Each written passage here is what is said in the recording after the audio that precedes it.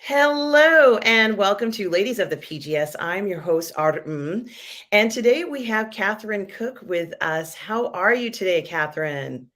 Good. Excellent. I'm so glad you're here, guys. We are going to be talking about the best of Star Wars in 2022 and also do a preview of what's to come for Star Wars in 2023. Gee, guys, make sure you stick around for this one. This is going to be a great discussion. I'm going to play my promo and we'll be right back. Just 1 second.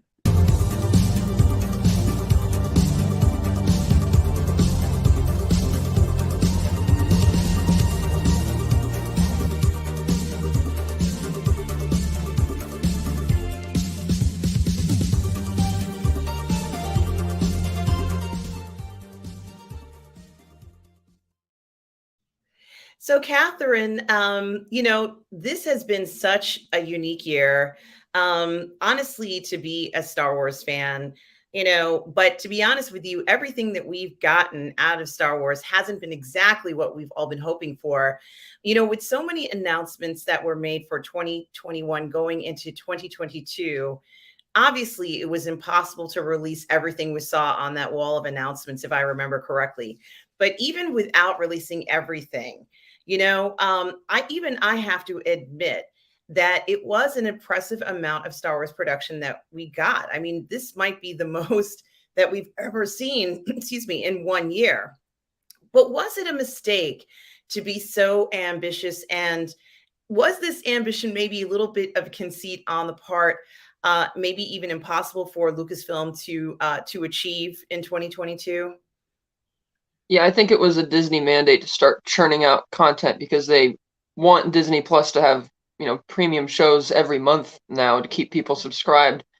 And that comes at the cost of quality. Like we saw that happen with Marvel with all the Phase 4 stuff. They've been just chugging everything down. Like they want to do three phases in 3 years practically. It's like it took 11 years to do the first three, and you want to do this that fast, really? And they're doing the same thing with Lucasfilm now, just like when Bob Iger mandated all those release dates for the movies. It just didn't work out. So you could see how that's not working. And then Disney merchandising desires got shoehorned into one of the shows as well. So that, you know, it's going to fall apart at that point.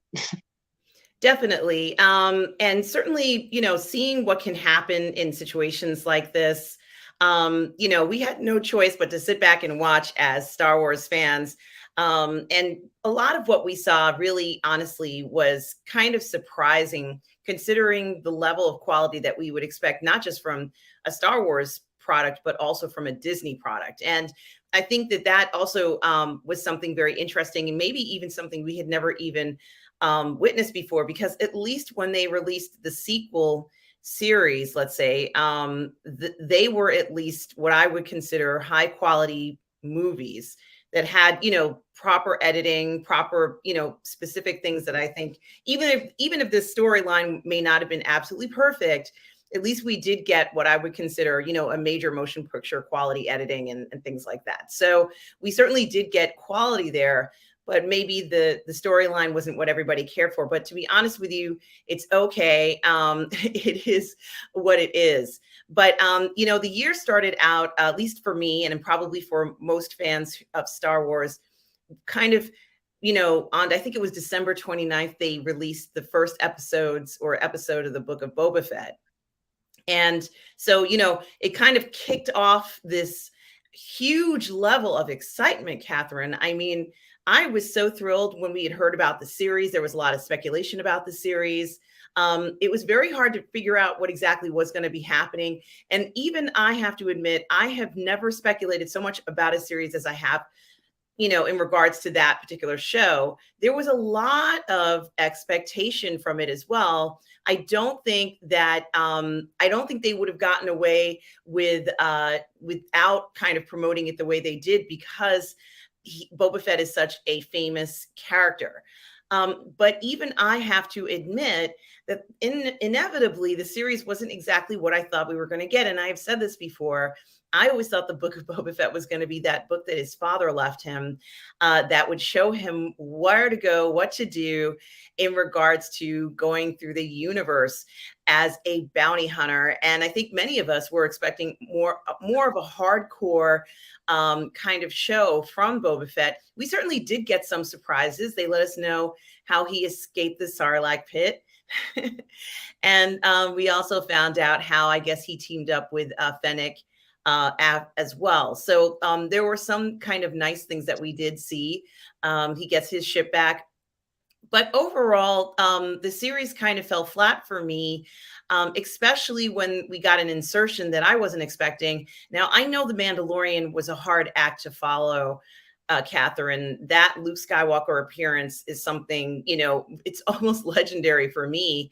But did it even need to be anything like that need to be inserted in the Book of Boba Fett? What are your thoughts about them kind of, second guessing? I think they kind of second guessed the series. What are your thoughts about second guessing the Book of Boba Fett, and also just how flat it fell? At least it fell flat for me. What are your thoughts on it? I think the only reason this show exists because the fan response to Boba Fett's appearance in The Mandalorian was so high and so over the moon that I think Disney kind of forced this series on them because, they've been playing around with either a Boba Fett movie or a Boba Fett TV show for quite a while. Then they just did, took a mulligan on it by making the Mandalorian series. But I would not be the least bit surprised if that post-credit scene from The Mandalorian Season 2 with Boba Fett there killing Bib Fortuna and sitting on the throne was filmed within the last month before that episode aired. Because, wow, look how popular Boba Fett is. Maybe we should do something. Because the same writers on the 2 seasons of Mandalorian wrote the Book of Boba Fett, and yet the quality is significantly less and just worse, so worse. There's not much logic to character motivations in the show. He just is exceedingly dumb, like making a lot of dumb decisions that a guy like Boba Fett wouldn't be making at that point in his life, especially with his skill set. And the merchandising thing I talked about earlier is that, yeah, I felt they shoehorned in Grogu, Luke, Ahsoka, and the Mandalorian for the sake of merchandising. I mean, they completely undercut Grogu's storyline in the first 2 seasons by, it's like you just sent him off for training or whatever, and now you're just bringing him back, and it's like, aren't we going to see how Din Djarin is going to go on without Grogu for a while before being reunited? No, you're just going to cut that. Okay. And the fact that Boba Fett, gets totally sidelined in his own show, unlike in The Mandalorian, when he shows up, he doesn't hijack the show. He's a supporting character and he works rather well. Whereas in the Book of Boba Fett, he's gone. He's like absent for almost 2 episodes or something. And even the Ahsoka cameo, her being there with Luke, is sort of meaningless. It's just there to put 2 iconic characters on screen together. And it's like, what is this? And when they finally introduced Cad Bane, a great fan favorite, they kind of forgot that in canon, they've never actually met yet because the series of episodes establishing Boba Fett's relationship with Cad Bane for Clone Wars never got produced before the series got canceled. So they're putting this whole climactic showdown between the 2 of them, and it's like, well, there's really no history in canon here between these 2 characters. So maybe you should set that up, or you use him as your good, the bad, and the ugly type. Like, it's a Western, right? You got Boba Fett there trying to take over the town for good, supposedly. You have the Cobb Vanth off on the side as leading another town. You got Cad Bane here. It's like, dude, just tell a great Western classic type story. It's like tailor-made for it. And her, that character there, she was great, but didn't really get to do much with her. And so it just kind of felt like, I was all right with it. Some of the stuff with the Tusken Raiders, I like that he escapes the Sarlacc pit and kind of gets saved by them. I was like, okay, I'm on board with that. But the whole logic for why he wants to be the leader of this town. I mean, at first I thought he was smart enough to know that the Pikes killed the Tuskens from the beginning. And then, oh, okay, he's becoming the leader here because that's his way of getting to the Pikes, because he wants to, avenge the Tuskens because he's got, a moral code. And then that wasn't it. He just wanted to do it because I'm tired of taking other people's orders. And it's like, it just felt a bit disjointed, and it's not Boba Fett. I mean, they just did a great comic book series about Boba Fett's journey from Cloud City to Jabba's palace, being pursued by a bunch of other bounty hunters trying to steal Han, the carbonite of Han. And it's like, that would have been a great series to do in live action. It's like, why not? I mean, it's Boba Fett. What people like. How does Lucasfilm not understand the appeal of the Boba Fett character is that he's mysterious. Even after Attack of the Clones provided a backstory, there's still a ton of mystery with that character because there's a lot of blank spots in the timeline, and he's just a badass. And it's like, why didn't you capitalize on that and make a fun, bounty hunter type show? Because The Mandalorian, it seemed like that was the kind of show it was going to be when you had the cold open for season one, but then it became a very different, as we know, a very different type of show. Not that it's bad for it; it was great, but it's like Boba Fett, you could have like lived up to that, and it just didn't. It was just sloppy writing, bad character motivations. It was kind of the whole thing was just a mess, and so I, I just wish they hadn't done that show. Yeah, it was a letdown. And I think that in regards to execution, for me was the number one letdown. Just, it felt very directionless and kind of thrown together. It didn't have a cohesive feel. And I almost feel like the Sand People could have had their own series away from all this and not be involved in this mess. Um, and to be honest with you, Catherine, I remember watching the Book of Boba Fett, wondering why Boba Fett isn't doing certain things that we would expect a bounty hunter to do. And you and I had reviewed the series together, and certainly, had very similar thoughts in the sense of that a lot of what was happening, if it may be a different side of Boba Fett, fine, but he has to have some like legitimate motivation for what he's doing. And it was hard to see what his motivation was. I'm still not fully convinced that he made the right decision, because in one of the last episodes, he kind of second guesses himself. And that's the last thing you want to see from a character like Boba Fett, who can make very strong decisions. He's a strong character. He was very different in The Mandalorian, as you said, than what we saw in the Book of Boba Fett. It was like two different people, and it was literally almost days apart, or or at least it seemed like it was relatively quick, from maybe a year or two later. But it felt like as if they just picked up where they left off, and there was no reason for this major transformation into what we got, this Boba Fett, this side of him that we just don't recognize, because as far as we know, it didn't even exist. So it is kind of odd to see that. I kind of got excited with the notion of Boba Fett actually running into Luke at some point, because we know that they had in the comics, there was this, altercation between the two of them. Wouldn't that have been hilarious to see something like that, in this series? But also Boba Fett's relationship with, the syndicate, if you will. This is supposed to be the underground. We were expecting something a little bit dirtier, a little bit grittier, but instead we ended up, with a bunch of kids, misfit kids, that. Well, yeah, it's like when the way they teased this series, he just waltzes into Jabba's palace and shoots Bib Fortuna dead and sits on the throne. It's like, this is mine now, and that's not at all the way he behaves in the actual series. He's so much more respectful and polite and giving everybody a billion and one chance. It's like, what is this? What happened to the guy who just marched in and just killing fools? It's like. Yeah, I mean, we know that Boba Fett has plans. Like he's smart person. He's not someone who's necessarily winging it all the time. I mean, we could kind of see that he's very skillful from when we saw him in The Mandalorian, where he grabbed his armor, he kind of had to grab it, right? But he knew how to respond to an attack. So it's confusing to see him be hesitant, on Tatooine when he has to respond to difficult situations. One thing that I did like is that we got to see spice, and someone actually use spice. I mean, this question about, what is spice and why is it so significant and what are its properties? And, it seems like you can do everything under the sun with spice. And, this is one of the first times we actually see somebody using it for a purpose, which was kind of nice. And also here, we kind of got to see this. We knew that the Rancor ride was coming, but it felt very gimmicky. It didn't come off as something that delivered or was kind of like a soul searching thing for us. And I think it would have been interesting, to see the Rancor be a little different rather than something he's going to use to kind of ride around town. Now, I have to say it was enjoyable seeing him hop on that Rancor, but, it wasn't quite the experience I was hoping for from the Rancor.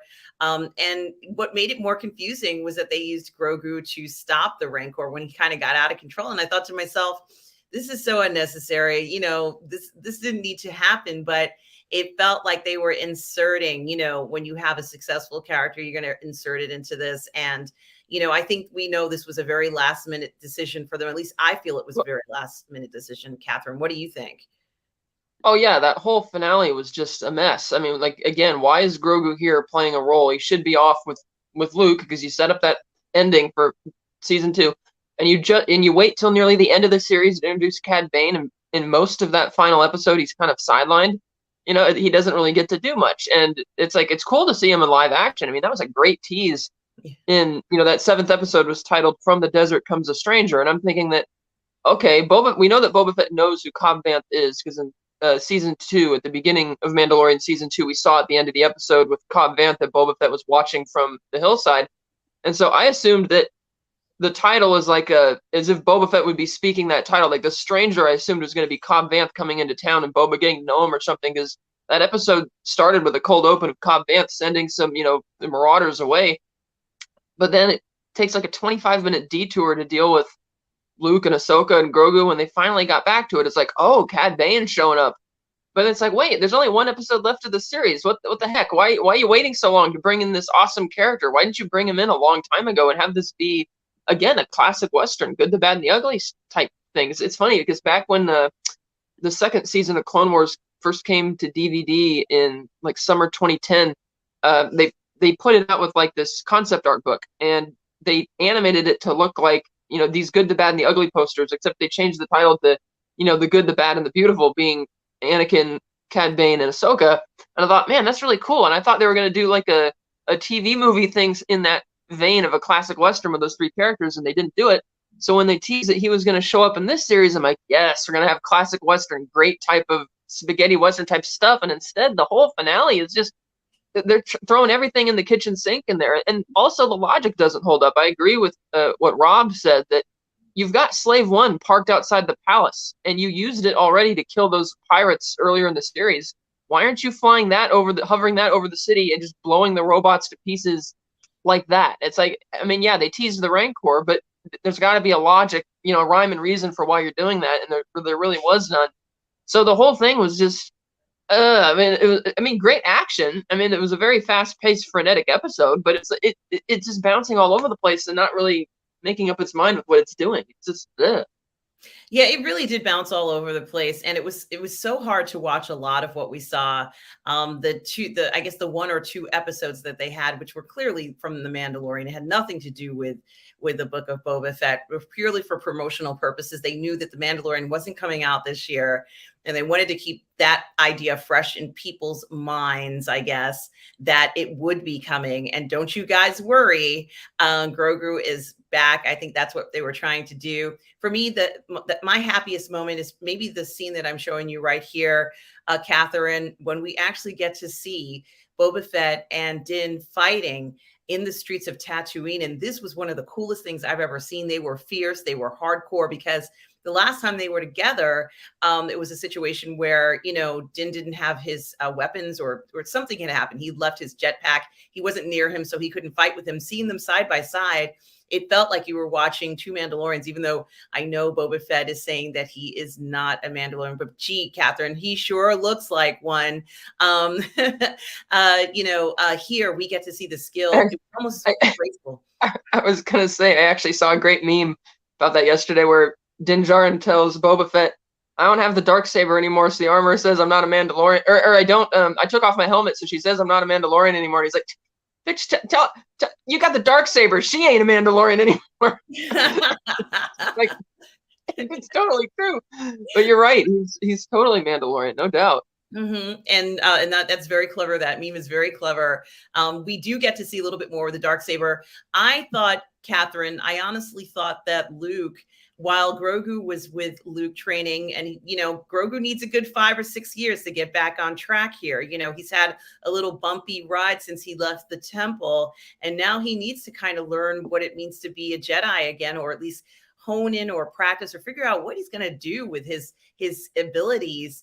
I thought that Luke was going to show Din how to use the Darksaber correctly, because we saw in this series that Din's actually cutting himself.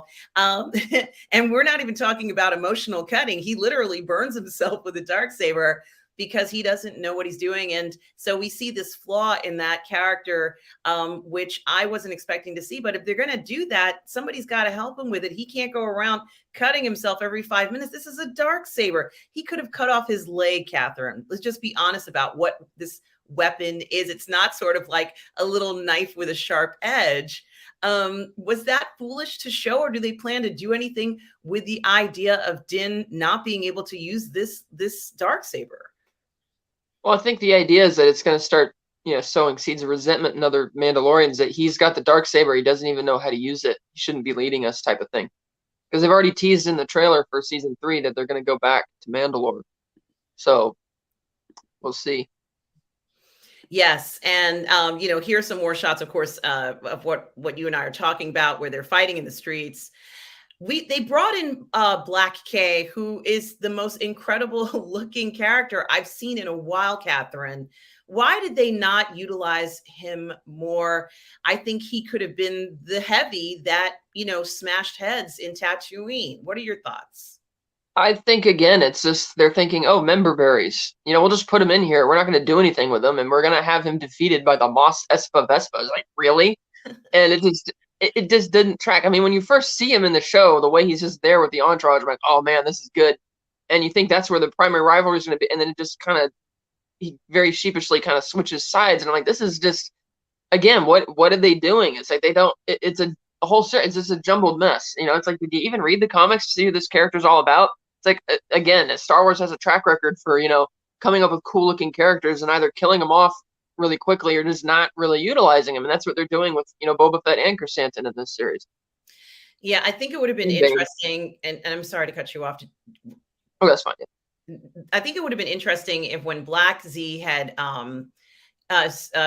Black K, excuse me, had knocked over Boba Fett while he was in the cryo tank and knocked him out. And Boba Fett couldn't, like he was knocked out, and Fennec had to make decisions, and things got really rough and tough because she was always the aggressor. She was always the one who was saying, don't you think we should do something here? Shouldn't we knock this person out or whatever? And things do come that way. And Boba Fett would have to kind of like be revived and bring things back into order. Would have been interesting. Now, these kids, they're not millennials. It's a Gen Z insertion. That's what I'm looking at it as. I mean, these kids are super young. They look like teenagers. It was, I guess, maybe they felt that teenagers are not watching the series. But Catherine, even their insertion was, just a little crazy, a little wonky. We got people who were wearing cyborgs that looked like you purchased it from the local, I guess, mechanic shop and slapped it on you. We all expected something a little bit smoother, better execution. It was a shame. And as you mentioned about Cad Bant, it is too bad that happened like that. This is what they wanted to promote, was this Rancor. Ironically, the 2 Rancor campaigns, I don't even know if they did well. I know there was one, but the HasLab one that was coming up, Catherine, that one didn't make it, even with this crazy Rancor thing. Probably came out, the scene probably came out after the HasLab thing went through. But, we did get Grogu back. We got a new ship for Grogu and, and Din. Even I was happy to see Grogu, but not under these circumstances. We know he should have been in school. But for me, this series, just really fell flat. And, of course, Din overshadowed everything. The scene where the armorer tells Din he's no longer a Mandalorian overshadowed everything. That cool world he had to go on to, that where it was like an off-world location, and it was like some kind of, it felt a little Blade Runner-ish, but it looked really cool, where he had to meet Paz, I think it's Paz Vizsla, looked amazing. Seeing him alive, knowing that the heavy Mandalorian survived, was fantastic. But I didn't even think about the book of Boba Fett anymore. After I saw that, I realized that the focus of this exercise was not for the book of Boba Fett. So that was an unfortunate situation that they did to us. It really took us out of Tatooine, and I couldn't even think about Tatooine anymore after that. In fact, I didn't even think about it anymore. So I kind of think that was a fail on their part, mainly because they completely removed us from what the story was supposed to be about, more or less.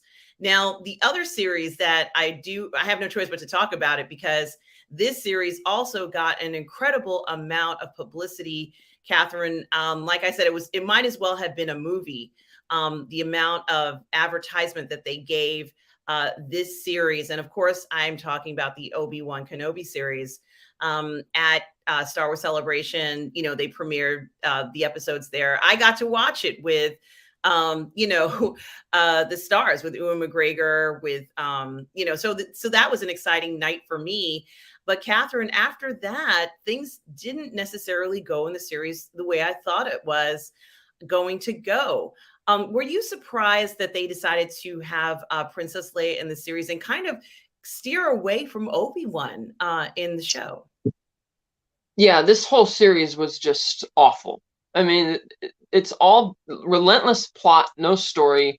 There's no reason for Leia to be there. It makes no sense that Bail Organa would ask Obi-Wan to abandon his mandate to go and find Leia when it's like, dude, the fact that you're still a senator means you're a respected Imperial senator. Just go tell Tarkin or somebody. They'll have the entire Imperial fleet going after whoever kidnapped your daughter.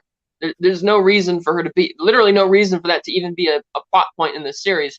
And even though the new canon Star Wars comics have established that Obi-Wan was still finding a way to uphold his Jedi mandate on Tatooine, uh, he's sort of given up on Tatooine when he's, you know, confronted by that, you know, rogue Jedi looking for help. And it's like, well, this is kind of a contradiction onto what your own new comics that you're putting out. And it's just, the writing was bad. The logic was cheesy. It's just, there's no, it's like they thought that, oh, if we get Ewan McGregor and Hayden Christensen to come back, that'll just solve everything. And everything else doesn't matter how poorly written it is. It's like, look, if you're going to, you know, sort of dance around the canon and the clear implication that Vader and Obi-Wan hadn't seen each other since Mustafar at the time of the original movie, then it's got to be worth it. And it really isn't. I'm like, again, in this series, Obi-Wan duels Vader, he wins.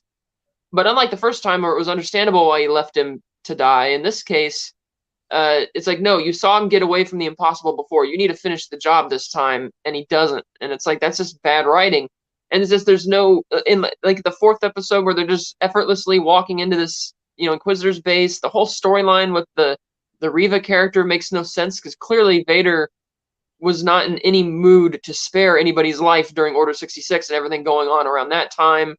The whole logic that she's been looking for Obi-Wan for 10 years just so she can get in the same room with Vader. It's like, you already established in the Rebels series that Inquisitors have no problem getting in contact with Vader, so what's this about? And then in one episode, she's ready to torture a child to death, and then in the next episode, we're supposed to believe that, oh, I'm just tormented and I'm just playing a role, and that bit right there with Ben Kenobi or Owen Lars, that would have been a great antecedent for this series. The idea, like the relationship between Ben and Owen and how that's going, because they have that great one-liner that was in the trailer where he's like, you know, he has to be trained. It's like, oh, like you trained his father, kind of thing, and it's like, oh, burn, and just the things that are interesting about Obi-Wan at this time in his life is how you go from being a well-respected general in the Clone Wars and the Republic to being a fugitive the very next day, wanted, you know, shot dead on sight type of thing.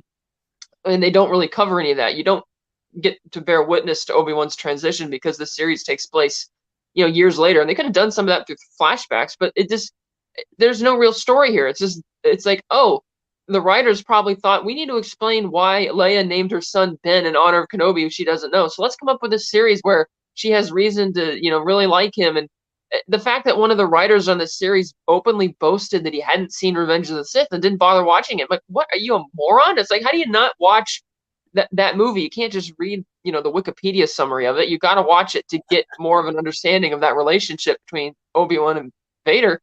And that's why the writing again is so bad, because they're not. It's like, again, oh, we'll just member berries. Oh, Obi-Wan's back. Oh, Vader and Anakin. Oh, that will just solve everything. And then again, it doesn't. It just falls flat. And in this whole series was, to me, just a big fat nothing, just a whole mess. And the Inquisitors too. They're not intimidating. They don't really live up to their name from the other series. It's just, and even the ending where Reva decides after Vader's sort of cast her out that she's going to go after Luke. It's like, well, what are you hoping to achieve here exactly? It doesn't make sense. And for to spend 6 episodes on this series and her character like quite literally just disappears. It's like she and Obi-Wan have this like meeting at the end. It's like, well, where did she go? She's just kind of gone, and now she knows the key information, which is like not good. So it's like, I just didn't get, this whole thing is just, I mean, there was no reason even to use Luke in that capacity, and it's just, the whole thing is, oh god, it was awful. I can't. Yeah, it was not quite as we'd hoped it would be, and we've all been wanting to see what happens to Obi-Wan kind of to himself personally, his inner experience. And they didn't even really scratch the surface, so to speak, on it. I thought, we were going to see Qui-Gon and how Obi-Wan maybe learns how to continue his journey in the Force, because by the time we see him in Star Wars: A New Hope, he's kind of ready to die for Luke, because he knows it's going to come to that point. So it would be nice to kind of see how he's grown from one transition to another personally. And we know it's not an overnight process. There's a lot to learn. There's a lot to figure out. And that's what we were all kind of hoping at least to see. I'm not quite sure why they threw in Princess Leia this way. I think it was a little sloppy, and she probably could have had her own movie just, growing up on Alderaan, especially since we haven't really seen Alderaan and we know it was destroyed. It would have been nice to kind of have a location, just kind of, figure out what that planet was like and what the culture was like. And that could have been very interesting. And we could have gotten a sense of what she lost once Alderaan was destroyed. So I think they could have done something like that and not had her in this series. And in regards to the Inquisitors, boy, I was terrified of the Inquisitors in, is it Rebels? Was it Rebels? Rebels, yeah. I was terrified of the Inquisitors in Rebels, and I was terrified of the Inquisitor in Jedi Fallen Order. I was terrified of that woman. She scared me to death. But I didn't get that sense of fear like I should have in this series. And, they held back. It's clear they held back on what was going on. That silly scene with the person gets their hand cut off, just, it was so disjointed, and just say, well, someone's got to lose a limb, but it can't be Obi-Wan, because he has all his limbs. So someone has to have something chopped off, like it was really someone who put that in there very haphazardly. There's no payoff. It doesn't even make any sense. And they misused the Inquisitors terribly. But there were things in this particular series that I like to call unforced errors, Catherine. And what I mean is that it was a mistake, but they chose to go forward with it. For example, the under the cloak. I'm going to take you out of this area, and I'm going to hide you under my cloak, under my trench coat, and no one will know. Catherine, that is incredibly sloppy work. We know that for a major studio. Well, I was going to say, right before you change the page, even there, the Grand Inquisitor, why is it so visually inconsistent with the way you portrayed him in Rebels? It's like you've already done that with the Tion Madon character in Revenge of the Sith, because he was the same species and it was actual makeup and it looked very similar because again, the same type of character. But in this series, they completely redesigned him. It's like, wait, I thought, is that not the Grand Inquisitor then? Is that just the title? It's like, oh, it's the same guy. They just got lazy and decided to change it up for no apparent reason. Like, again, sloppy. Incredibly sloppy. And of course, there was a lot of debate about this. First of all, here's I can't remember this actress's name, but she's a famous actress, and I thought something more would have happened between her and Obi-Wan. And I wouldn't have been surprised. It's not that I think Obi-Wan's just going to go off and screw around and do whatever he wants to do. That's not at all the intention. But I almost wondered whether he did need to have some close relationships or even to have some kind of a support system on Tatooine, since he did have such an abrasive relationship with Owen. So, it's like nobody can survive on their own like that. He always had the council to refer to. He always had people that he spoke to in the temple. Why shouldn't he have some allies, out there somewhere? So it wouldn't have been a shock, other than, let's say, Bail Organa, that he would know someone like this woman who could be an ally, to him when things get tough, versus him just talking to Jawas and them kind of insulting him, if you will, which we saw. There were a lot of insults, unfortunately, towards Obi-Wan. But there's a scene where, and it's kind of odd. Obi-Wan has a flashback with, Anakin, and this is the type of stuff that I'm talking about, Catherine, that's, completely unacceptable, is the fact that in the scene, the idea was that Anakin was supposed to be younger, and they used, a modern day, present day, 40, I guess maybe he's in his 40s, 40-year-old Hayden Christensen, who does not look like a young person anymore. And they didn't de-age him properly. And we know it's possible to do that.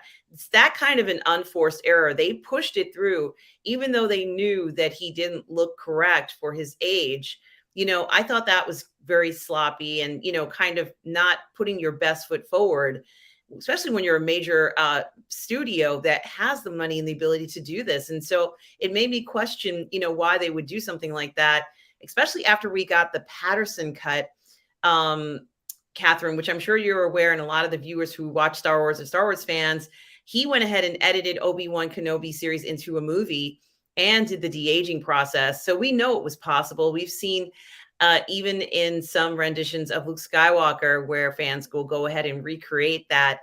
But I just thought it was very disappointing that they chose to push forward with errors like that when they knew that they were not, the quality that we, honestly should be getting from a series like this. So that was something else that really stood out to me. I was going to say on that same note, the whole series from a production value looked a lot cheaper. I mean, I know they use the volume a lot, but not as convincingly. Like when Obi-Wan and Vader have their first fight, it looks like they're on a sound stage, and it's like if you squint hard enough, you might see the black curtains hanging in the background to disguise for the night sky or something, It just looked, the whole thing just looked cheap. And I get that, the visual effects industry is under strain, which is, part of why things look a lot cheaper, because I just feel like the budget for this show probably went into getting Hayden and Ewan back, but I mean, supposedly they spent $100 million on this, so there should have been plenty left over, like you said, to not have these sloppy errors, and for the show to look better, and it just didn't. It just, it just, again, it's like, oh, we have Hayden and Ewan, that'll solve everything. It's like, no, it doesn't. Yeah, it was unfortunate that that's what happened. In this particular case. And it was surprising, as you said, and you're probably right, spot on in regards to where they spent money and the focus of it. But gee, how about having pride in the work that you put forward to fans? That was incredibly disappointing. And I think maybe one of the biggest failures for me of that series was that we were put in that position where we had to decipher as we're looking at it, saying, is something wrong with the way Hayden looks? Is this something? And there was. So yeah, I didn't have as much of a problem with that because that was just one scene. It's like, whatever. But I just had my bigger problem with the whole series was that there was no story. It's like, why is Leia here? It's like, why is it like the thing which I assume would have been a huge moment in this series is when Obi-Wan finds out that Vader survived, and imagine all the survivor's guilt that he's going to have, the guilt that look at all the horrible things Vader's been doing for the last 10 years, and it's my fault because I didn't finish the job when I should have.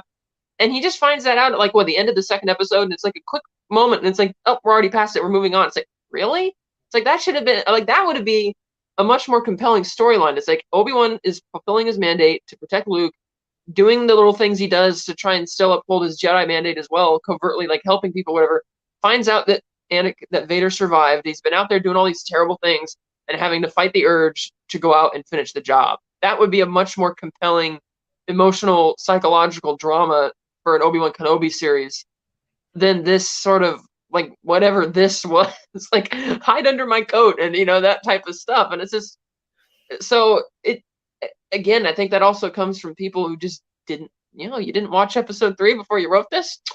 Okay, why did the people at Lucasfilm not mandate that you do that before they hired you to write this? I don't know. Yeah, it's an excellent point, Catherine. And, it's one of those things that we had to watch and we kind of wish we could forget it, but you can't because they just wanted us to see this series so badly in this format, in this way. You are right about the quality of what we got to seems to be that they didn't spend the money that we know they have that they could have spent to make it up to par. And so, the irony of all of this, Catherine, is that by the time the next series was set to play, I couldn't stop hearing people saying that they're not looking forward to the next series because of how the first two turned out. The first two of major characters in the series. Now they were asking people to watch a character that is, I guess, relatively farther down, not necessarily a new character in the series, let's say, or focus on a character that was newly introduced, so to speak. It's been around since Rogue One. Mon Mothma is in this series, so she's not a new character. But to be honest with you, a good portion of the characters in the series are new. Was Disney expecting too much for people to tune into this after everything that happened with Obi-Wan and with the Book of Boba Fett? I think so. I mean, well, I have no idea what the ratings are. I mean, the show from a critical perspective has been highly praised. I'm not sure where these storylines are coming from that it doesn't have rating. I mean, I know it didn't have as many people talking about it on social media, but that's because the show did not have like, cameos every week like you have with those other shows. And so I'm not sure if it's true that this was a lesser viewed show, but I know that the marketing wasn't really big for this either. I mean, we knew the show was in the pipeline for quite a while, and to help promote it, they put Rogue One back in IMAX briefly, which I did go and see that. That was really cool. But this was also a completely different production because it was done in the UK with veteran writers and directors of television, and they didn't use the volume as much. And it was very well cast, very well written, and so I just didn't get the mark, because the thing is, when you have a Boba Fett show, that's gonna, in a sense, market itself. It's Boba Fett. Everybody's gonna come and see that, especially when they had that post-credit teaser in Mandalorian season 2, as well as him just showing up in Mandalorian season 2, and people just building up their expectations of what they thought that was gonna be. And then, oh, an Obi-Wan Kenobi show with Vader. It's like that again. That markets itself. But Andor, while I like the character in Rogue One, he doesn't have that type of appeal for people, and so that's not going to really draw people in, especially when they know how his story ends. And it's like, okay, you've already established this. It's like, what story? People weren't really sure what type of story they were going to tell, and they weren't really marketing anything that was, oh man, must see. I was like, I never felt an urgency to watch this show, even though I thought, oh, Tony Gilroy's doing it, and it should be good. But I didn't I didn't feel the hype for this either at all. It wasn't until I actually watched those first 3 episodes they dropped. I'm like, oh wow, this is really good. So yeah. Yeah, this is a good point. And when we talk about the marketing, and the marketing for many of these shows that they've been putting out has been all over the place. We're not exactly getting anything that feels the way it should. And certainly, one thing I can say about Andor, though, Catherine, is that the trailer that they put out for Andor looked incredibly expensive. And we did learn, as you've already stated, it was filmed overseas, and that they used a lot of, I guess, real life locations. I don't have to say that, not on sets, but physical locations for the series, which was something that changed the feel of this series. You felt like you were in a different world because you were in a different location for real. But also, we got something that was very different. Of course, this series doesn't focus on Force users. It focuses on Cassian Andor, who, I guess part of the Rebel Alliance, if you will. There's no alliance yet, but, essentially will end up being that. Catherine, I've watched this series. You and I reviewed the series together. I enjoyed the series very much. It feels like it was even a different studio that put this together, Catherine, a completely different entity.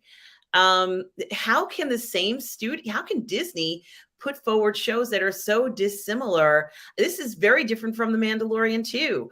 I kind of can't even imagine all the things that went right with Andor, from the music to the incredible cast of actors in this. The writing was great. There's a lot of fun moments in this. We got to see performances that were stellar. What do you think overall that made this series so special? A lack of oversight from Lucasfilm. Like, I think the fact that it is a UK production and therefore is very geographically removed from Lucasfilm headquarters and Disney headquarters, because The Mandalorian and Book of Boba Fett, a lot of that was done on sound stages in Burbank or Studio City and or Manhattan Beach, whereas this is being done over in England, so you don't have the big studio offices having the oversight. Like, you didn't have as many, visits to the set from people like George Lucas or Kathleen Kennedy or Bob Iger or Bob Chapek and people like that. This, I guess, was just so far removed, like literally physically removed, that they were just able to run with it and not be interfered with. And maybe not showing, they're just showing them dailies and look at how the quality is, but they're not really, monitoring what they're actually doing. I mean, I'm sure Lucasfilm knew what the story was, but Because in there's a character that's recognized, Saw Gerrera, and people like him and Andor, and it's like, oh, okay. But I think that's largely it. They're off doing their own thing, and because this is a different timeline, and because they knew, oh, you're going to shoehorn the Death Star in, Disney may have been satisfied that, okay, it ties enough in with the rest of canon, people will like it. But I just think that's what it is. It's this lack of oversight and just letting them, do their thing, and only, because literally you can't check in as often, or yeah, you can have meetings over Zoom, but that only goes so far. So Yeah. I think that has a lot to do with why the series was just so much better. Because I mean, again, like Book of Boba Fett and Obi-Wan feel like something that was just slapped together haphazardly to fill a mandate to have something streaming on Disney Plus, and just not really thinking about it.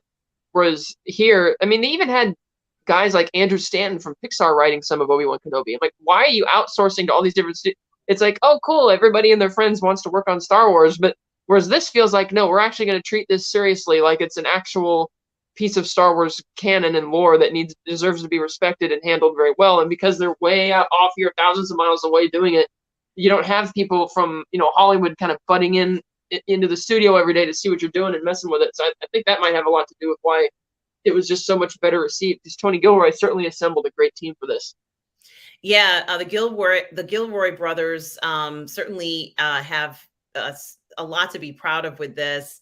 And I also think that, it's family, so they were able to work out very specific details in a unique way, being related and being involved in so many of the important parts of the production, either as executive producer, writer, director, whatever it was. Having that control over this particular property does make a big difference. And, the story opens up with Andor, of course, getting in sort of a sticky situation with this, I don't know how to describe them, but they're a group of contracted security people, let's say, contracted but by the Yeah, Empire, maybe. They're like rent-a-cops. Yes. And he gets in trouble, and here we can see some of them on this planet that he's on. Andor's out and about looking for his sister, but he also has a reputation that precedes him, one of somebody who is does well with the ladies, owes people money, and can get in and out of sticky situations rather craftily. But he also has some mad skills. He's got skills. He knows what he's doing. He knows the value of parts, and it's not a surprise growing up in I think, is it Ferrix? Growing up in Ferrix, let's say, where you probably know the value of everything in the universe, because as that guy said, if you can't buy it here, then it's not worth buying. Which I love the treatment of it. Even the bit actors, Catherine, are interesting as Luthen makes his way onto the planet, and the guy wants to chat him up, and he says, oh, you don't want to tell me what you're doing. So he knew that he was doing something illegal. Of course, this man probably knows everybody who goes in and out of Ferrix, if he's been going there since before they even had transports, he said. So this guy he ran into knows everybody and everything that goes on in the planet. But we also get some interesting characters on the other side, Catherine, something that I've been eager to see in a TV series.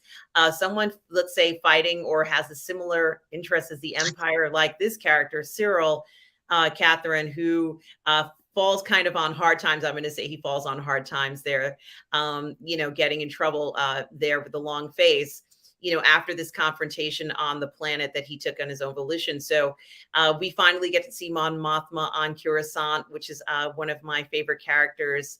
And she actually inspired me in the series to do my Mon Mothma party parody series on my channel. That's how much I liked the way they showed her here, which is essentially a space version of a Lincoln Town Car or Cadillac or limousine. I love that.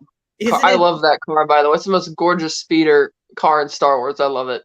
It's beautifully done, Catherine. It looks very real. I want to hop right into that thing. You see, and that is how you do an American Graffiti tribute, not the Mos Espa Vespas. Yes, exactly. Even the lines on this are stunning. It looks like a very comfortable car. Certainly, it does feel like she's cruising around Coruscant, as you said, Catherine. And we have characters here on Ferrix who, and I personally have not necessarily given all of them credit for what they're capable of doing. we already know that there's a underground network of stolen parts or parts that are accidentally left behind on Ferrix that these guys trade in, but they also know how to use them. So, and here's Andor with, is it BE2MO or something like that? What did you think about the AI in this particular series, Catherine? Because I can't remember the last time since Chompers that I've seen an AI that I absolutely have fallen in love with. What do you think?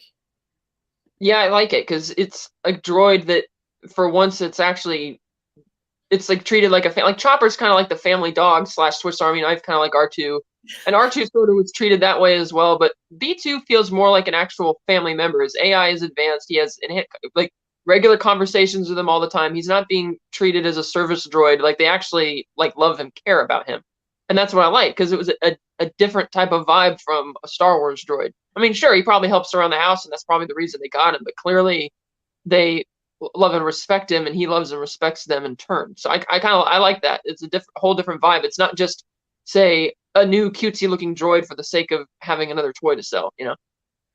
I agree. It was very carefully done. And here's another shot of Mon Mothma in her Senate issued ambassador, headquarters in Coruscant, living the high life there. We see people from different walks of life, and what's really funny is what we learn about Andor. And this is not a spoiler review. It's more of a sense of, who is this guy and what is he going to become now? This is Dedra Mira, who is one of the rising stars. I say she's one of the rising stars of the Empire. Maybe, maybe not, but certainly made her mark in wanting to intercept, in particular, whoever was responsible for stealing this Waypoint figure. Great villain. Thank you Great so much. villain. Yes, isn't she remarkable? Yeah. And here's Cyril, kind of looking at an early picture of Andor when he was incarcerated as a young man for, I'm going to say a minor offense, not murder, which is what they're kind of charging him with now, more or less. And you can see the look of intent in his face.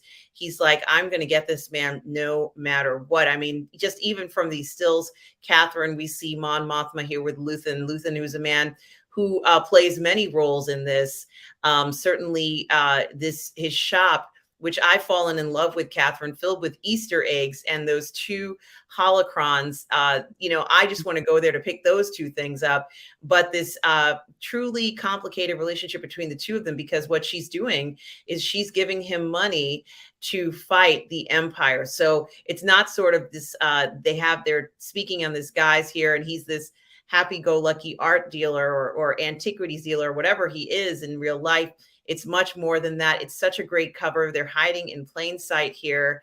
And there's nothing more that Deidre wants to do than to intercept who is ever fighting against the Empire. Here she is with, I don't know whether these are dark troopers or death troopers or whatever troopers, but it looks very ominous and scary. She has so much power here, and she's ready to take on this stuff. Marva, a very interesting character who raised Andor since he was a child, and rescuing him from that planet. She instantly fell in love with him, and kind of raised him like he was her own child. She herself is someone who is remarkable too. I remember her from playing one of the aunt in Harry Potter, which I also love very much. And here's Andor on Aldhani, I think, for one of the events that happens. Like I said, I don't want to spoil everything for people who want to watch this. What I am going to say is that a lot of people have said that they didn't feel that this series was like Star Wars to them. Catherine, I think it's very interesting. This is a story that was outside of the box. They thought outside of the box for this one. They purposefully gave us a different point of view. Was it a win to think outside of the box? And, clearly this is the Star Wars universe. I mean, Mon Mothma's in it. We're on Coruscant. We're on worlds that involve, the Empire. So this obviously has to be Star Wars. Why do you think people were feeling that way about it? And did they make a mistake going outside of the box?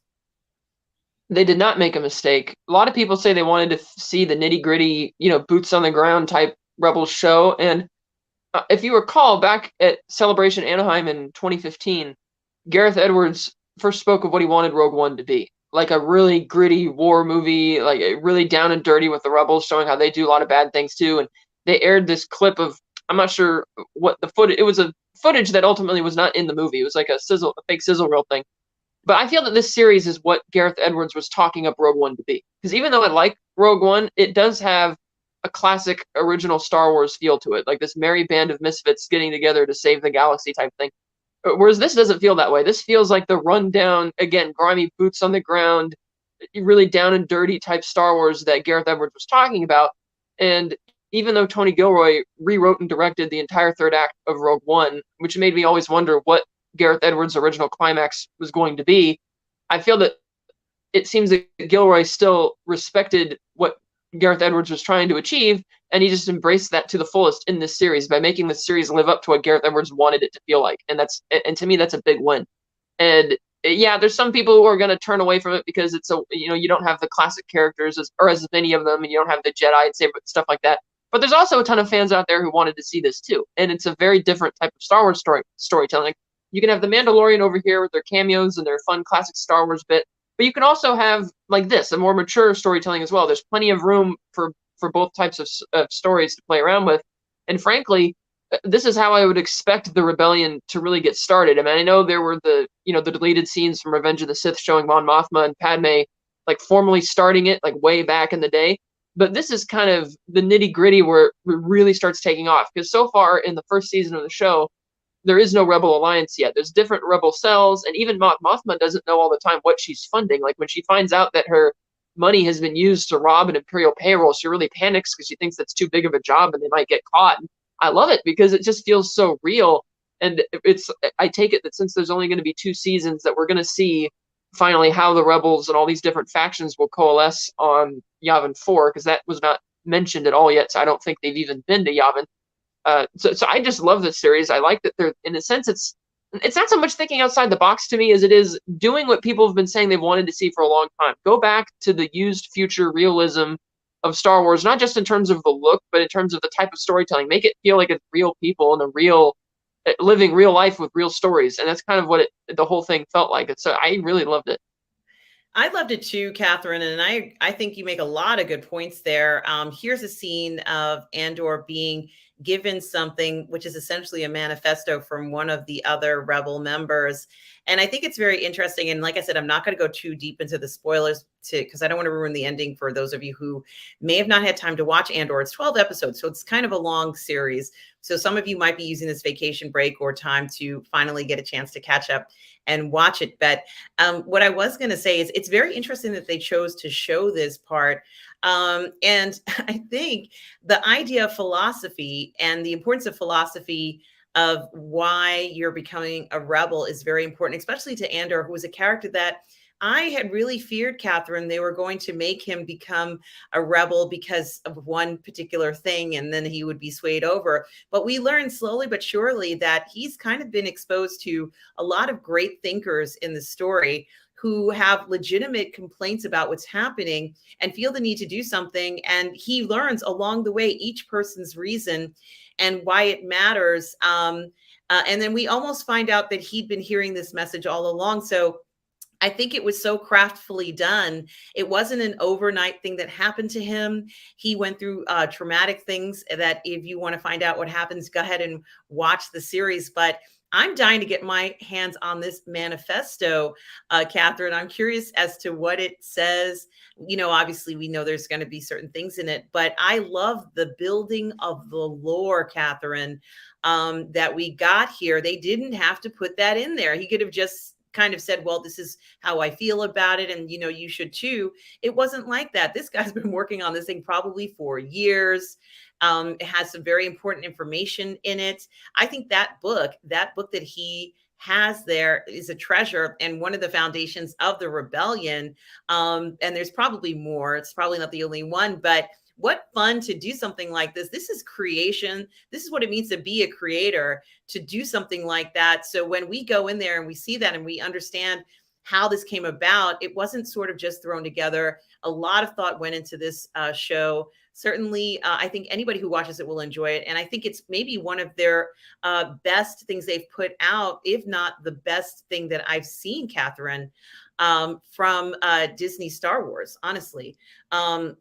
How about you for the year in regards to the TV shows? I was expecting, we always expect excellence, but this for me might have been one of the best sci-fi shows I've seen all year. How about you? Definitely. It's like it's so rich with the writing, the characters, the visuals, the fact that it's truly a true long form type story. Like Mandalorian, yes, there's an ongoing story, but each episode feels kind of like an adventure of the week, whereas this is actually a much truer long form type show. Like you need to see it from the beginning to really follow what's going on. And it's neat to kind of see how they're going to tie these things back up for the next series. Because like throughout, for instance, the Mon Mothma story, they're teasing a lot of tension and stuff with her at home, which is like, wow, this is like a family drama now too. And you have a little bit of that going on with Andor and the hunt for his sister. And so there's in the mystery of what was going on in his homeworld and why Marva was so paranoid about the Empire finding out where he's from. So there's all sorts of lingering plot threads, which will hopefully come back in the next season. But it's such a great written series on all fronts. And like with Luthen, there was such a good mystery around that character because like we were wondering throughout on your reviews, it's like where did he get all these antiques from? Is he really a pro rebel? Is he a double agent? Like, what's going on? And then eventually you get that great speech, and it's like, oh, okay. And now we see what, or no more doubts there. So I really love it, and I can't wait for season 2. It's just a wonderful done series. I'm excited too. I know we have a few years to wait for the next series, but Catherine, we have been very lucky to get it. So, any of you watching this, if you have any doubts, go ahead and watch Andor. I have a feeling that you won't be disappointed in it. It's very different from the Book of Boba Fett and from Kenobi. So have no fear. Go ahead and experience it for yourself. Now, Catherine, I did just want to mention a series that I was not expecting to pop out last year. And this also took a tremendous amount of work called Tales of the Jedi. And, to be honest with you, they could have gone a lot of ways with this, but they chose to make it, I guess, more towards, it feels like more like the Clone Wars era to me, Catherine, where we get a lot of episodes that build on Ahsoka Tano's history, which is not a surprise because she has a series coming up for 2023. But we also get to know Count Dooku in a different way. Catherine, were you expecting to see Dooku this way? And how do you think he was treated as a character who clearly, from what we saw in Tales of the Jedi, was pivotal in helping, Sidious achieve all of these, bad goals? What are your thoughts about Dooku now that you've seen Tales of the Jedi?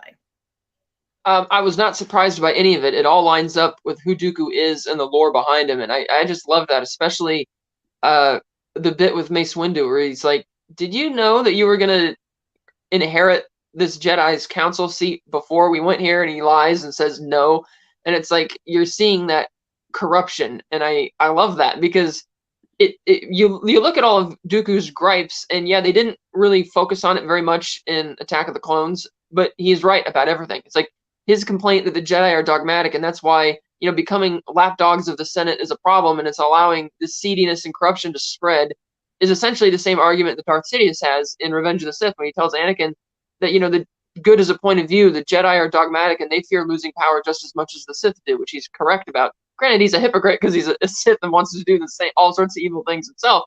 But then all these things that Dooku's complaining about what the Jedi became comes, roaring back with a vengeance in The Last Jedi. And that's all the things that Luke saw that the Jedi Order had become, like this broken, this dogmatic cult that was not about helping people anymore. Same thing with Ahsoka. She was expelled from the Jedi Order, but really, even though she has that famous line, "I am no Jedi," it's like, actually you are. You're really living up to the embodiment of what a Jedi, what they originally were and should be. Much like Anakin's fall to the dark side is a parallel to how the Sith first came about. They wanted to do good things, but because of this dogmatism and this cult not allowing them to do it, they went off on their own and embraced their passions and became evil. So I loved how they expanded on that lore with Dooku. I wasn't expecting them to feature him in this series when I heard about it. I wasn't as crazy about the Ahsoka episodes because, the first one of them showed a bit of her homeworld and how her relationship with animals, which we know has always been really special. But the other two Ahsoka episodes I thought were, they're okay. I didn't feel that they were showing us as great stuff like we saw with Dooku. And so those Dooku episodes were just fantastic. And seeing Qui-Gon as his apprentice that was quite good. And I like that Qui-Gon actually intervenes and stops him from killing the Senator. He's like, no, Master, we can't do this, And so it Yes. was really, really well done. And and of course they also did some years ago they had the Count Dooku like radio drama, and they published the script for that where they expanded. So Dooku is my favorite character in the prequels. I just wish that he got more attention in terms of the writing, because the lore behind that character is so rich and exciting compared to all the other original characters from the prequels. So I was really pleased with this series, and I wouldn't mind seeing another one down the line if presumably they'll use it to expand on lore for other characters. Yeah, and I think it is very interesting that they chose to do this series at this moment, because it feels like almost as if, like you said, Catherine, it reinforces what we know about the characters. I do like that they had a scene where one of the, and you already mentioned it, but I kind of tied it to Andor, and I had noticed that we don't usually see an animated series where something similar is happening in the animated series that's happening in a television series. Specifically the idea that people were upset with the senators for what they were doing. There was a very specific instance where Dooku, as a younger man, encounters a world where the senator gets killed by his own people, and the people explain, we did this because he is selling off bits of our land to the Empire and living it up in Coruscant. And there's a comment towards Mon Mothma in the Andor series where somebody says, wow, what a great view you have outside the window. Do you ever just sit here and look outside at how beautiful this is? And it's almost as if there's a little undertone of, well, she's so privileged and she doesn't have to deal with what's going back on in Chandrila. Mon Mothma is not a person who is ignoring the situation, but there were senators who apparently were ignoring what was going on, and the people who were being affected didn't appreciate it. We even saw in Andor some worlds that had been ravaged by the Empire that are uninhabitable pretty much. So we know what's going on, and it's nice to kind of see these other sides of the story. And of course, here I'm showing a picture of Yaddle, who they decided to put in as trying to intervene with Dooku. This was very difficult to watch for me, Catherine. And of course, Yaddle has died a few times. And when I say that, in the lore and in different depictions, she's been shown different ways. But I could see Yaddle intervening and trying to get Dooku or following someone and watching. But I had no idea that she was even involved in this. I guess nobody did. I don't think it's written down anywhere. What did you think about including her in this particular episode of Tales of the Jedi? I wasn't really familiar with any lore behind that character. It's like, okay, she was on the council in episode 1, doesn't say anything, and then she's not there in 2 and 3.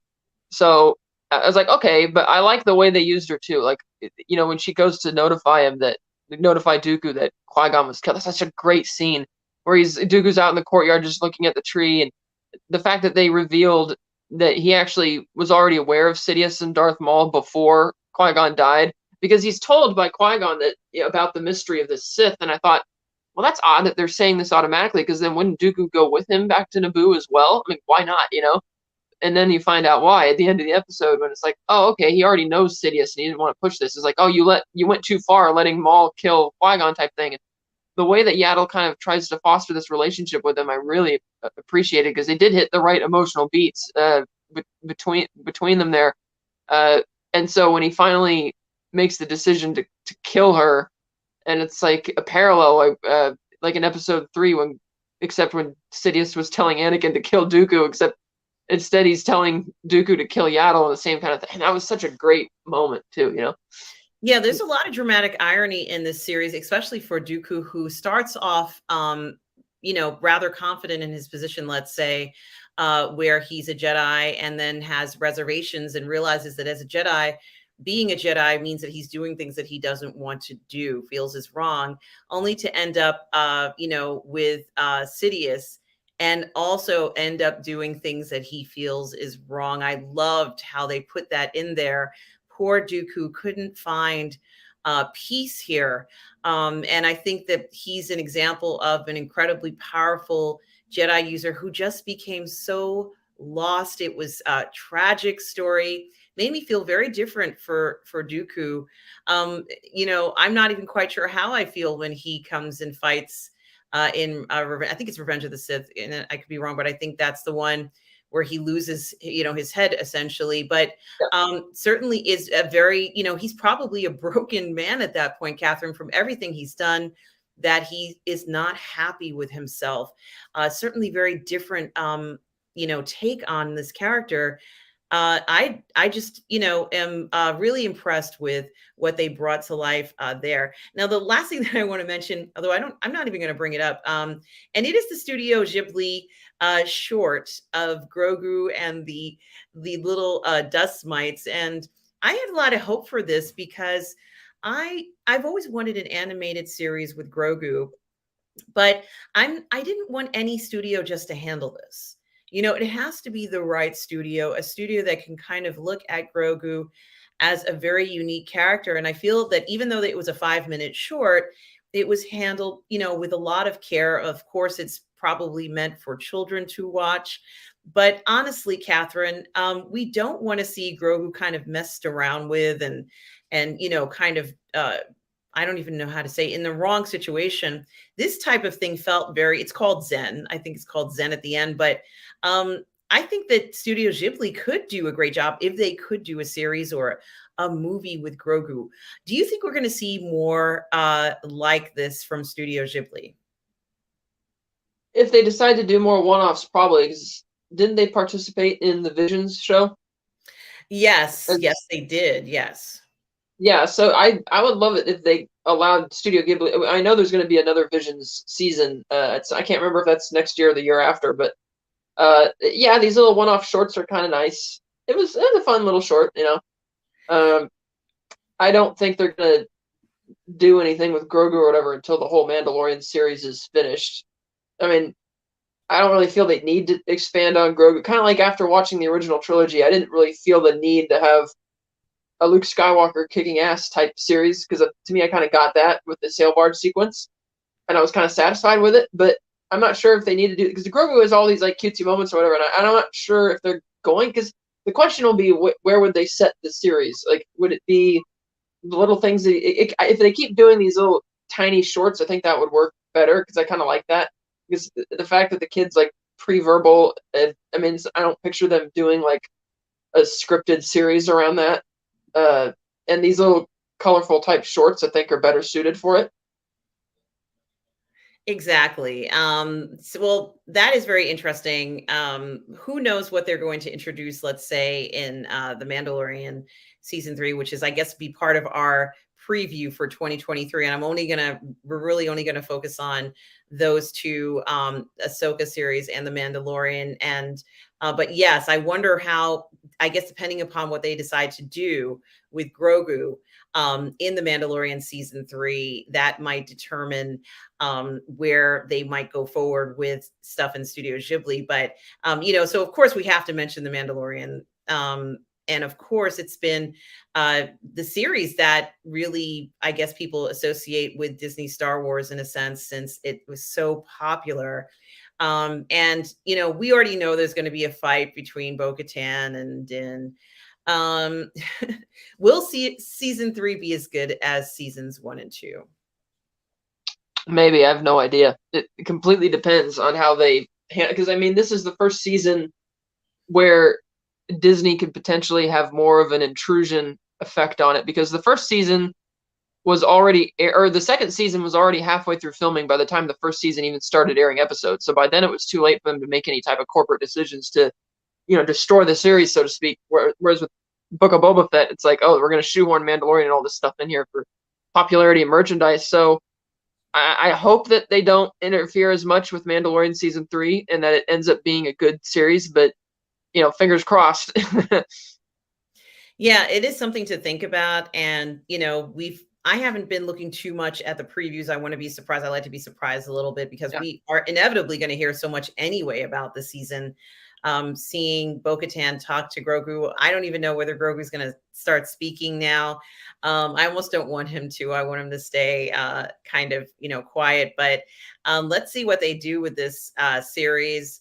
Certainly, it's always fun to see more Mandalorians. I can watch them flying around all day.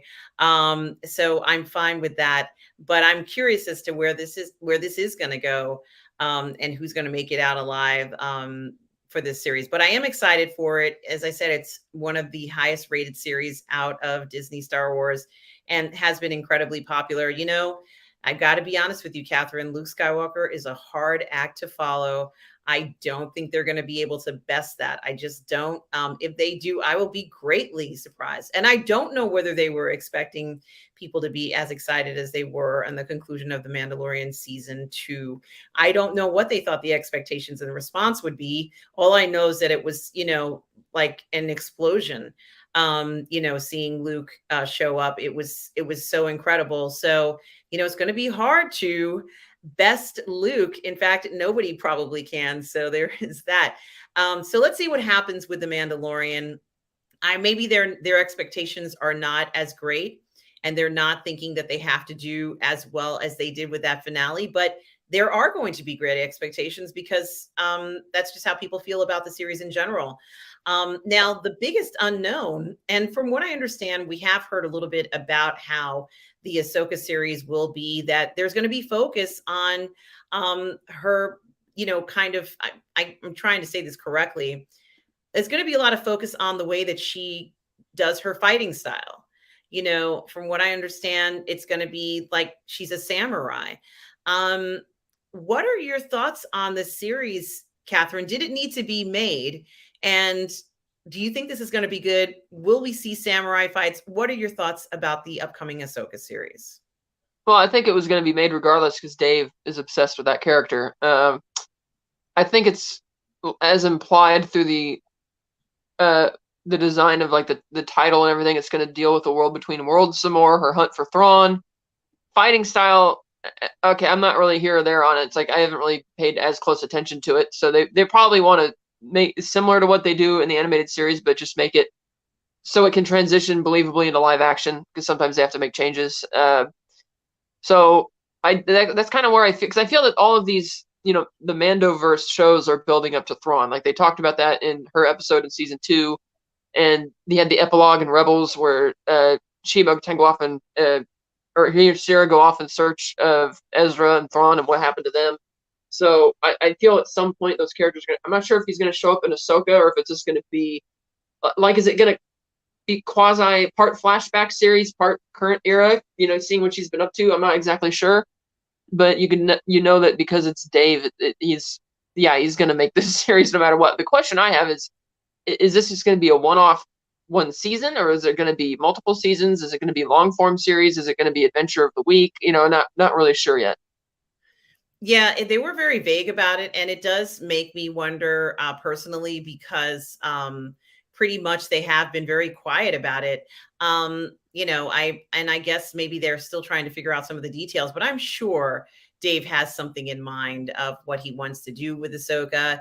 But I, honestly feel like that story, a lot of her story has already been told. He already used a lot of Tales of the Jedi to talk about Ahsoka, let's say prior, as a foundation to her family and where she came from, honestly. So there was that. I'm just trying to think of, what are these untold stories past the Ahsoka books or the book, which I've listened to a bunch of times and isn't really during this era from, the book I think is during the Empire era, so to speak. So from what I understand, this series is after that. So, and correct me if I'm wrong, I believe it's after that. She's much older here. What is she doing out in the universe? And of course, that teaser where I guess in the book of Boba Fett, where Luke Skywalker says, "Am I going to see you again?" And I'm like, well, gee, that's kind of like what you tell, and you just broke up with somebody. and the person you broke up with is like, "Am I going to see you again?" You go, "Yeah, sure." And of course you never see them again, right? So I thought to myself, well, that's not nice. Luke Skywalker should never be in a position where he's asking someone if he's ever going to see them again. This is Luke Skywalker. I mean, surely he has some sort of gut feeling or, underlying emotion as to whether he's going to see her. But it seems like Ahsoka tends to pop up at times of need. What do you think, Catherine? Is Luke going to see Ahsoka again, or will we see Luke in Ahsoka's show? Well, he asks her that because, like Yoda says, always in motion is the future. He's not really sure. But I mean, if it continues with the way they've been, shoehorning certain things, it's possible that he could show up in that show. But I doubt that Dave would want to put Luke in there to steal her thunder, so to speak, because I don't think the fans would stand for Luke showing up in her series just to kind of stand around and be there. I mean, yeah, in the Mandalorian, or I mean, in the Book of Boba Fett, as much as he shouldn't have been in that series, the way they use him kind of makes sense with him and Grogu, the whole schooling thing, whatever. But if he does show up in Ahsoka, I would expect him to have a substantial role. But it seems, because you got to wonder, like, what was she really doing on his planet anyway? Because they never really addressed that in the Book of Boba Fett. She's just kind of there. I assume she was keeping him updated on the hunt for Thrawn, and that's why I wonder if the series does use the world between worlds, if it jumps around in the timeline, maybe there will be flashbacks and they'll expand on why she went to see Luke. Like how convenient that she just happened to be there when Din Djarin showed up. It's like, no, they're probably going to expand on that a bit. I still don't picture Luke, leaving the school for too long to go off and have another adventure. So I think this is mostly going to be an Ahsoka or more Ahsoka heavy. I don't picture Luke getting involved in, say, the same way that Boba Fett got involved in the second season of Mandalorian. Yeah, I agree with you. I think that we are certainly going to be in for a new type of show from her.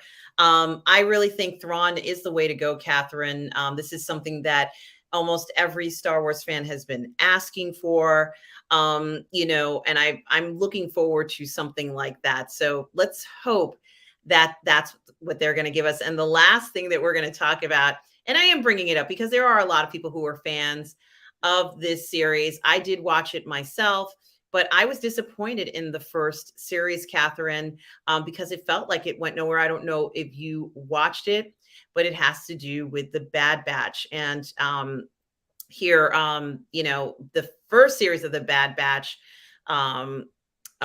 came out last year, and I did watch it, and I was kind of hoping something would happen with the character who I really wanted them to make an Omega figure. But now we're going to get another season of the Bad Batch. I think it kind of fell a little flat. Did you watch the first season of the Bad Batch? And if you did watch it, what do you think about this second season coming up? I mean, are they going to do anything with this Omega character? I just was very frustrated with how a lot of the episodes went. What are your thoughts, Catherine? So I did watch this series. I remember how they introduced the Bad Batch in season 7 of Clone Wars as like a backdoor pilot for their show. And the first 4 episodes, which focused on the Bad Batch, it was funny. Each successive episode was less focused on them and shifted the focus to Obi-Wan and Anakin. And it's kind of funny because watching this series, it's like the first episode sets up a decent mystery with why was Omega created. There's clearly a purpose for it. We don't know why. But then they don't expand upon that for the following 15 episodes at all. I mean, there's so much filler in this show. And it's like the Bad Batch who were teased as these kind of badass rogues. It doesn't really feel that way. It feels falling back on the Star Wars trope of a bunch of misfit family kind of thing.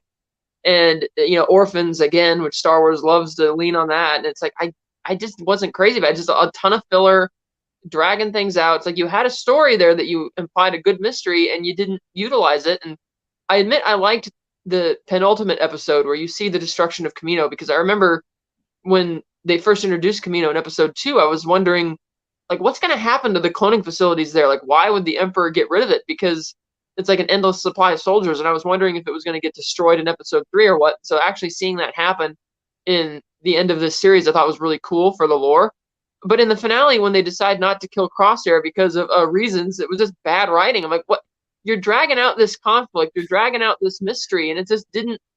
The series just didn't really go anywhere. It's like, if you want it to be a funny ragtag group of misfits being sent out on missions by that lady, the slug lady or whatever, then fine, just do that. Like, why are the characters who are the badass Bad Batch affiliated with Kamino in this mystery now doing these one-off weirdo mercenary go hunt, get the baby Rancor stuff? Like, what is this? It just kind of, I felt the whole series was a bit of a mess, and because they dragged it out so long, I'm almost at the point where I don't really care about the mystery of Omega anymore, because if they drag it out for another 15, 16 episode season. I mean, granted, I think this is going to be the last season.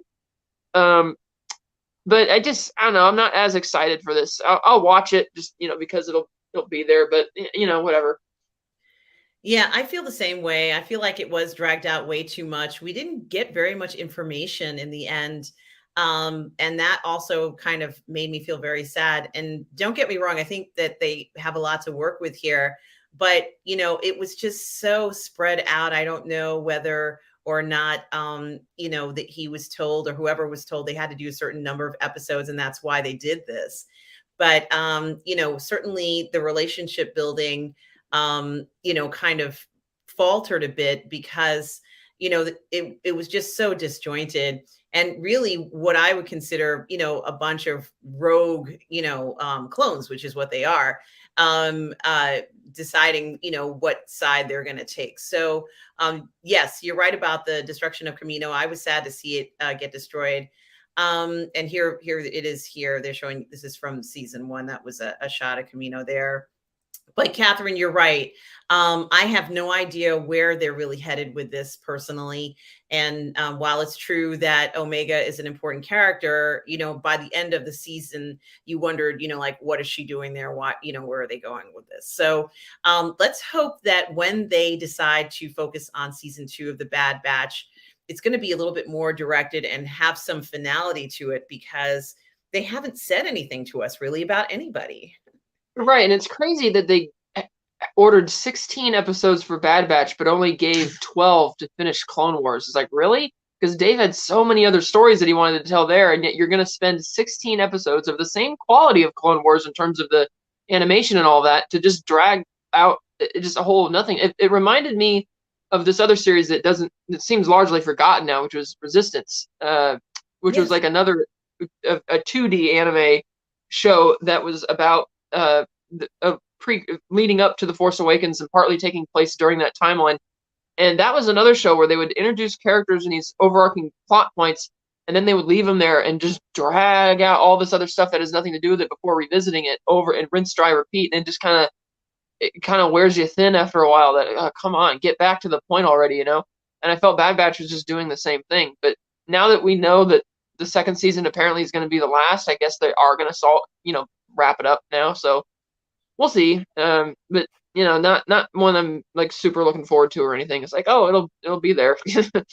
We will see. I mean, they pulled in, and I'm sure you remember Fennec Shan for an episode or two. It seems like she's watching, or she's either hunting down Omega or watching Omega, or whatever it is she's doing. Somehow she's involved in this. So we got to see her in a few episodes as well. And, of course, the first season was in 2021. And then, of course, the next year we had, or leading into the next year, was the Book of Boba Fett. But I'm wondering if she's going to play any role in this, or whether she was just an insert as well. But I think it's going to be a very interesting year coming up, Catherine. I have no idea if any of the other shows that they want to put on will come to fruition. But as of right now, we only know those 3. Let's say The Mandalorian season 3, Ahsoka's first season, and of course, and maybe her only season, and the Bad Batch season 2. So there is a lot to look forward to. Catherine, thank you so much for joining me today to do this Best of Star Wars 2022 and the preview for 2023. Yeah, thank you. Yeah, it's such a pleasure to have you here, ladies of the PGS. Catherine, where can people find you? You can find me at Slice Night on YouTube, Twitter, and Instagram. You can find me on the Phantasmagorium Show YouTube channel every Wednesday night. Scott and I host a show where we review different movies. We have a catalog series, Martinis, Gadgets, and Guns, where we reviewed all 25 Bond films. We've got Bullets, Blades, and Babes, where we reviewed all the Tarantino movies and some of Robert Rodriguez's catalog. And right now we're doing Capes, Cowls, and Crusaders, going over all the Batman movies. So that's really fun. We already got the first 2 episodes of the Burton film, so you can check that out. And we'll continue on with Batman 66 and Schumacher and Beyond in January. And so, yeah, you can find me there. So, and then, of course, as I always forget to mention, you can find me on the Virtual Cantina Network every second and fourth Sunday of the month at 8 a.m. Pacific, co-hosting a show called The Unifying Force, where it's a Star Wars talk show, and that's really fun. So. Well, guys, definitely check out Catherine on all those sites and subscribe. Watch her on The Unifying Force. watch her on the Phantasmagorium show as well. Guys, you can always find me on my channel, Positive Fandom. So do like and subscribe to Positive Fandom, as well as here on the Burnett Network, where you're watching us now for Ladies of the PGS. And I want to say happy holidays to everybody out there, and thank you for watching. And for everybody out there, no matter where you are in the galaxy, always remember to please be kind. Bye. Bye.